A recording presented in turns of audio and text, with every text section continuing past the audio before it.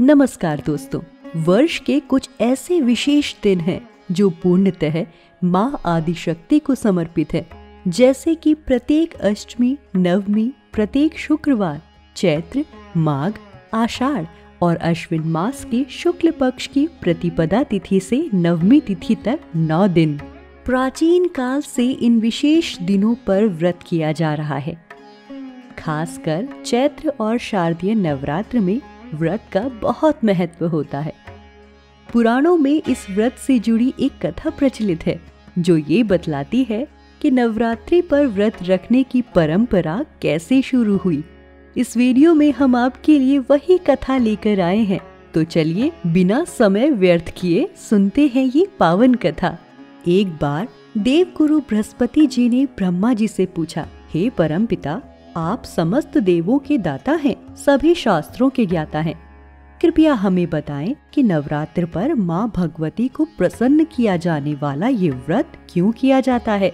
इस व्रत को सबसे पहले किसने किया और इसके क्या फल प्राप्त होते हैं।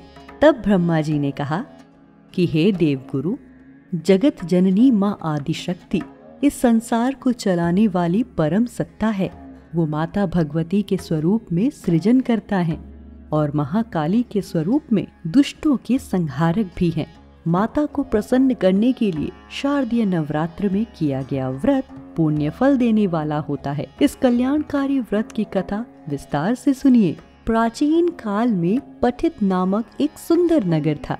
इस नगर में सुनाथ नाम के एक ब्राह्मण रहते थे। सुनाथ माँ भगवती के अनन्य भक्त थे और नित्य नियम के अनुसार माता की साधना और होम करते थे। सुनाथ की सुमति नाम की एक सुंदर सुशील कन्या हुई, जो शुक्ल पक्ष के चंद्रमा की भांति जल्दी ही बड़ी होने लगी। सुमति अपने पिता के साथ नित्य पूजा और होम में भाग लेती थी और पूरी श्रद्धा से माता की पूजा करती थी। एक बार की बात है, सुमति अपनी सखियों के साथ खेल क्रीड़ा में व्यस्त हो गई और माँ की साधना में समय पर शामिल नहीं हो सकी। अपनी पुत्री के पूजा में देर से आने पर सुनाथ बहुत क्रोधित हो गए। उन्हें ऐसा भ्रम हुआ कि सुमति माता की आराधना में रुचि नहीं ले रही है और केवल अपने रूप रंग और श्रृंगार को ही महत्वपूर्ण मानती है। उन्होंने रुष्ट होकर सुमति से कहा कि पुत्री, तुम मेरा कहा नहीं सुनती हो, माता की भक्ति में ध्यान नहीं लगाती हो। तुम्हारे लिए अपना रूप रंग और श्रृंगार ही महत्वपूर्ण है। इसीलिए मैं तुम्हारा विवाह ऐसी जगह करूंगा जहां तुम्हारा ये रूप व्यर्थ हो जाएगा। मैं एक दरिद्र और कुष्ठ से पीड़ित व्यक्ति से तुम्हारा विवाह करवाऊंगा। अपने पिता की ऐसे वचन सुनकर सुमति बहुत दुखी हुई। सुमति ने अपने पिता को समझाया कि पिताजी, मैं आपकी पुत्री हूँ, मुझे माँ भगवती पर संपूर्ण आस्था है। मेरे भाग्य में जो भी लिखा है वो माता के आशीर्वाद से मुझे अवश्य मिलेगा। इस समय आप क्रोध में हैं। आप जिससे मेरा विवाह करवाना चाहेंगे मैं उससे विवाह अवश्य करूंगी। तब सुनाथ ने अपनी पुत्री का विवाह एक दरिद्र कुष्ठ रोगी से करवा दिया।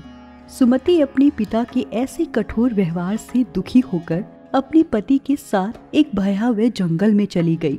उस जंगल में नव दंपत्ति ने वो रात बहुत कष्ट में बिताई और वो दोनों पूरी रात माँ भगवती का ध्यान करते रहे। माँ भगवती सुमति की इस श्रद्धा भक्ति से प्रसन्न होकर उन दोनों के समक्ष प्रकट हुई। माँ भगवती ने कहा, पुत्री, मैं तुम्हारी भक्ति से प्रसन्न हूँ, मांगो, तुम क्या वरदान मांगना चाहती हो। तब सुमति ने कहा कि देवी, आप कौन हैं और मुझे दर्शन देने का कारण बतलाएं। तब माता ने बताया, मैं जगत जननी हूँ, संसार के सभी प्राणी मेरी ही संतान हैं। मैं उनके दुखों को दूर करके उन्हें सुख प्रदान करती हूँ। यहाँ मैं तुम्हारे दुखों को हरने के लिए प्रकट हुई हूँ। ये सुनकर सुमति ने उन्हें प्रणाम किया और अपने दुखों का कारण पूछा। तब माता ने उन्हें बताया, तुम और तुम्हारा पति पिछले जन्म में निषाद थे। एक बार तुम्हारे पति ने चोरी की थी, जिसके कारण उसे इस जन्म में कुष्ठ रोग की पीड़ा सहनी पड़ रही है। तुम्हारे पति के चोरी करने के कारण तुम दोनों को उस समय कारावास में डाल दिया गया था। उस कारावास में ना तुम्हें जल दिया गया, ना ही भोजन। संयोगवश वो अश्विन नवरात्र की अवधि थी और उन 9 दिनों तक बिना अन्न जल के रहने के कारण तुम दोनों को ही नवरात्र व्रत का फल मिला है। उस व्रत के फलस्वरूप तुम इस समय जो वर मांगना चाहो मांग सकती हो। सुमति ने कहा कि माता, आप वर के रूप में मेरे पति को हर रोग और दोषों से मुक्त कर दीजिए। माता ने तथास्तु कहा और सुमति के पति को एक रूपवान पुरुष में परिवर्तित कर दिया। तत्पश्चात माता ने सुमति से कहा कि नवरात्र में किए गए व्रत और मेरी भक्ति के प्रभाव से तुम्हें उद्दालक नामक एक सुंदर, स्वस्थ और कीर्तिवान बालक प्राप्त होगा। ये सुनकर सुमति ने उन्हें प्रणाम किया और माँ भगवती उन दोनों को आशीर्वाद देकर वहां से अंतर्ध्यान हो गई। कुछ समय बाद सुमति को एक बालक हुआ। इसके बाद दोनों पति पत्नी अपने पुत्र के साथ सभी धन धान्य से युक्त होकर सुखी संपन्न जीवन जीने लगे और माता की नित्य आराधना के साथ हर नवरात्रि पर माता का व्रत पूर्ण नियम अनुसार करने लगे। तो ये थी नवरात्रि के व्रत की संपूर्ण कथा। शारदीय नवरात्र के अवसर पर हम ऐसी ही कई कथाएं आपके लिए लेकर आए हैं।